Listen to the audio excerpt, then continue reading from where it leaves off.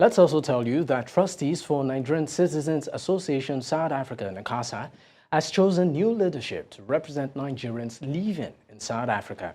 The board consists of 12 members of NACASA Board of Trustees, chaired by and drawn from Nigeria's 6 geopolitical zones.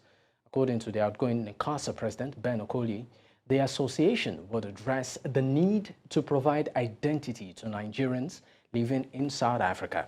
Meanwhile, Consul General of Nigeria to South Africa, Andrew Idi, said the organization has the opportunity to bring hope to the Nigerian community in South Africa.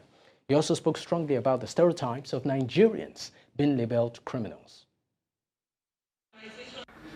No national of any country should be stereotyped. No. Nigeria is a country of over 220 million people, and if you think all of us are criminals, can South Africa cope with the criminality of 220 black people? No. Yes, even in Rome, where the Pope sits, there are criminals. Crime has no nationality. Individuals do crimes. Deal with that individual as a criminal.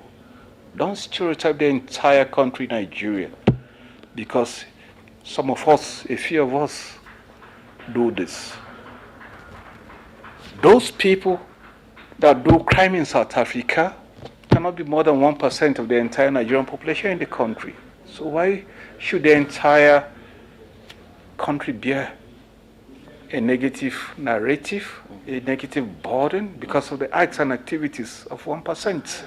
Let's deal with them as criminal. Go wherever they are. Arrest them, prosecute them. If you need to deport them, come. The consulate will assist you, and we'll do that. I think that's the job I see between the two governments, the two countries. Nigeria is the largest black country in the world. If South Africans want to tell me that the largest black country in the world only produces criminals, then there's a problem there. The South African community, not all of them, but a few, a handful, have built that wall of stereotype that obviously they don't want to entertain anything Nigerian. And of course, they have to put their act together to overcome that obstacle, because it's an obstacle to engage with the community.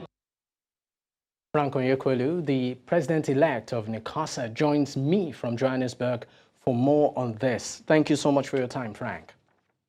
Thank you, sir. Thank you for having me. All right, greetings to all Nigerians and all viewers. All right, thank you. As the incoming NACASA president, what are your key priority goals and vision for the association, and what are the specific initiatives or changes you hope to bring to NACASA during your tenure as president? Thank you for having me once again. Like I said, my first initiative will be to unite Nigerians.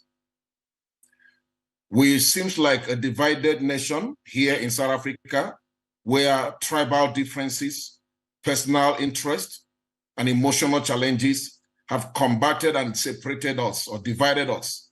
So my first goal or my first vision will be to unite us, to make every Nigerian understand that we are one. Whether you are from this particular tribe or that particular tribe, or from this particular geopolitical zone or senatorial zone, we are one Nigerians, and we must advocate for one Nigeria, where peace, harmony, fairness, and mutual understanding will thrive. There are other visions that I will want to be bring on the table, like something about health. I want to strengthen our health awareness, the challenges our brothers and sisters are having here through not getting proper medical attention, not diagnosing their challenges early. And so it affects them and results in many deaths that could be avoided. So we want to roll a program with the Nigerian Doctors Forum operating here and Nigerian Nurses and Midwife Association to carry out a random program of health awareness all throughout all the provinces of South Africa. I also want to engage against police brutality and harassment and embarrassment that our Nigerian brothers and sisters has experienced in the hands of some South Africans authorities. We want to stop that. We want to engage the South African authority to ensure that we are not being treated by this hate and by this injustice, but that we are given a fair chance of expressing our views, expressing our understandings, and coexisting together with our host nation. All right, now what is, okay, apologies for quoting in there, but I just want to know, what is the biggest challenge Nigerians resident in South Africa are facing? And how do you hope to tackle it? And just as a follow-up to that question too, in light of the stereotype and negative perception of Nigerians as criminals in South Africa, how do you plan to address this narrative and change it? Thank you so much for that question. You will agree with me that nationality is not criminality. This picture has been painted in a more ugly way, where the moment you mention that you're a Nigerian, there is a way they look at you, stereotype way of ascribing you, you're a criminal, you're a suspect, you are dangerous, you are this, you are that.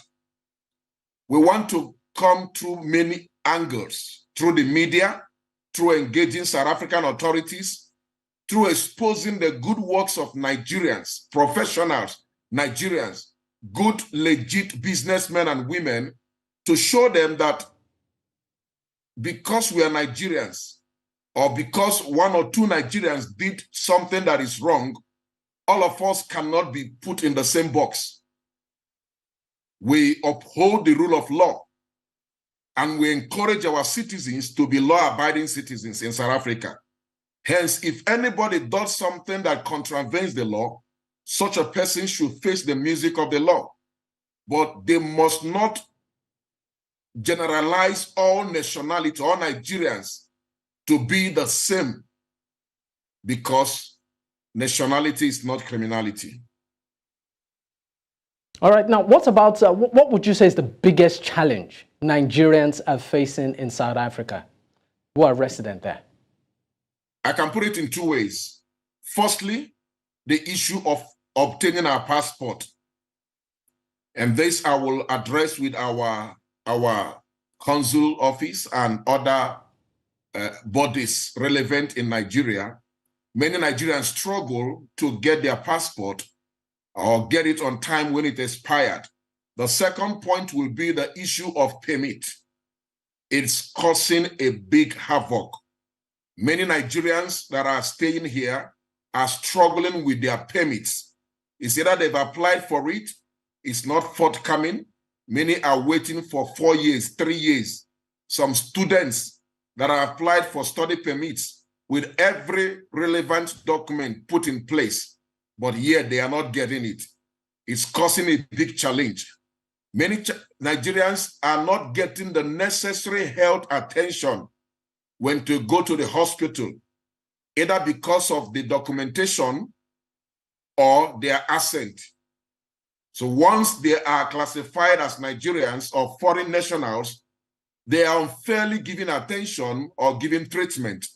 As a result, many are dying instrumentally. We want to face and engage the South African nationals, authorities, in addressing this. All right, now how do you envision, any specific initiatives or programs aimed at empowering and supporting Nigerians in South Africa, particularly in the areas of education, employment, and also entrepreneurship, and also cultural integration, vis-a-vis, in line with the local community there, that's the local South Africans there? How do you hope to, marry all of this together, to create a very favorable outcome? We're looking at creating some programs that will assist both Nigerians and some other South Africans, like scale acquisition, programs that will enlighten our people on legit business they can engage with, programs that will introduce the image of Nigeria, expose some of our products, clothing, agricultural foods, the good, industrious, hardworking Nigerians that are doing amazingly well in this South Africa, bring them to the light of the media, bring them to the knowledge of South Africans and grassroots communities.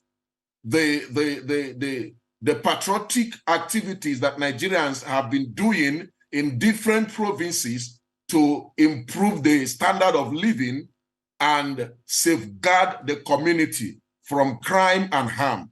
We want to bring it to limelight so that they will also understand that we are here also contributing to the well-being of South Africa as our host nation and the well-being of every Nigerian citizen that is residing here in South Africa. All right, thank you so much for your time, Frank. You're welcome. Much appreciated.